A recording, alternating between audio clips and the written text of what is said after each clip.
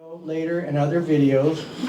And thank you all for coming. And I invited Robert Smith to come up here and to say a word or two. He's running for Congress, and here you go, sir. Hi.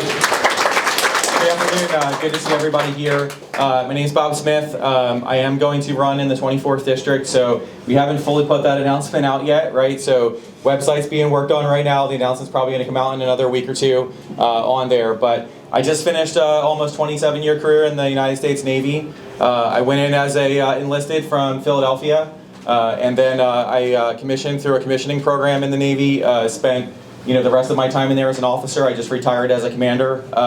Multiple Washington, D.C. tours. I've done multiple tours here at NSWC Port Hueneme, and then I have a handful of tours, wartime deployments in Iraq, Afghanistan, Somalia, etc. So happy to run here. Happy to represent everybody. And if I could just briefly talk about some of the things that you just brought up with Medi-Cal. Some of these things are going to be tough here in the short term. Right. So, but the benefit in the long term is going to be that when states make poor decisions, states are going to have to pay for those decisions, right? And some of these things right now, with allowing open borders and stuff, are costing this state, right? But because of our politics here in the last 4 years of the Biden administration, allowing that across other states like Texas and Arizona, they've also been paying for that last 4 years of that administration. So if we're going to have poor decisions here made by our elected officials in the state of California, then California should pay for the consequences of those. And the outcome of that is going to be either people are going to leave California, or they're going to change the elected officials in California, right, in the long run. So that's really the benefit. And so there's going to be some ripples here, right, as DOJ is going along, as Trump is going along, there's going to be some ripples here in the system, because when you make big changes like this, right, there's an impact and it's felt. But the long-term goal of that is going to be that it's going to clean up the entire system. And hopefully it cleans up some of the voter base here in California, where we start putting some competent elected officials in. So you guys know across the 24th district here, at the city council levels, at the county levels, the people that are at the state level, we have a bunch of inept, incompetent boobs filling seats everywhere. And it's because of the supermajority that just block anyone else from running. And people ask all the time, why do all these seats go uncontested, right? It's part of this. They're just blocking anyone else. The Democrats right now have this entire pipeline of just filtering people up from city councils up through the state level, and they're all making poor decisions. So what I would like you to do is, focus on, there's a reality here, right? There's a reality that we have to get a handful of Democrats to vote across the aisle.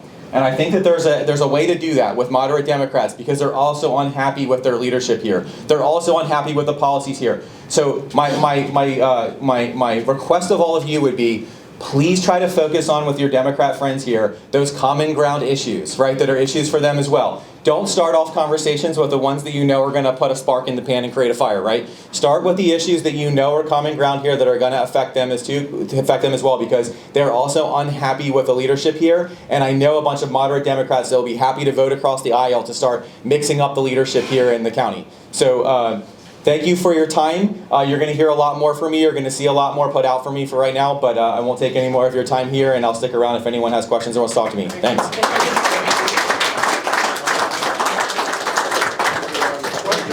All right. Question. One more question. Yes, sir. Yes, ma'am. I appreciate your presentation, and I do have to say, I appreciate your presentation, and thank you, Thomas, for your presentation. And I understand the idea of reaching out to moderate Democrats, but at the same time, we have to be careful that we're not electing people who don't truly represent our values, such that when they get into office, they vote a little too much with the Democrats and don't really actually result in the change that we spent our time, energy, and effort supporting together. Encouraging, Robert. I think I want to pledge that is, after there's a fair primary, we all will unite against Salud.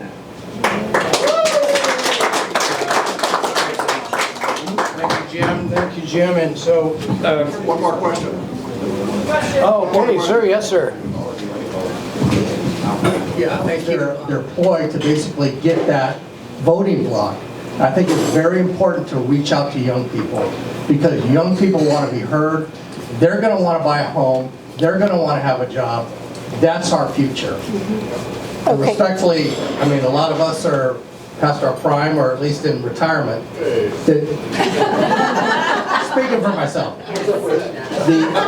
the future of the Republican Party, the future of the Republican Party is with our youth. Thank you. Everything that you just said is a bipartisan issue. So this is what I'm talking about. Those are the issues, right? Not being able to afford a home here, our education system's poor, the safety of stuff here, right?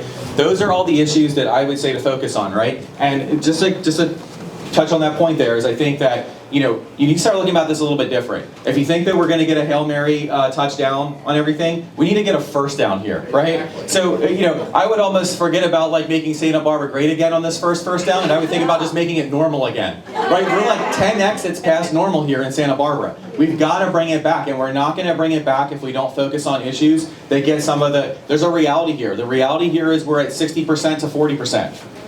That's the reality, right, of the numbers, right? So there's a path there to get this in a midterm, right? But when we have to have a good strategy for it, and we have to focus on those issues. So, you know, I applaud everything that you just said. Those are the issues that are the ones that are going to be bipartisan. Thank you, Robert, so much. We'll be hearing from you, and we look forward to your campaign.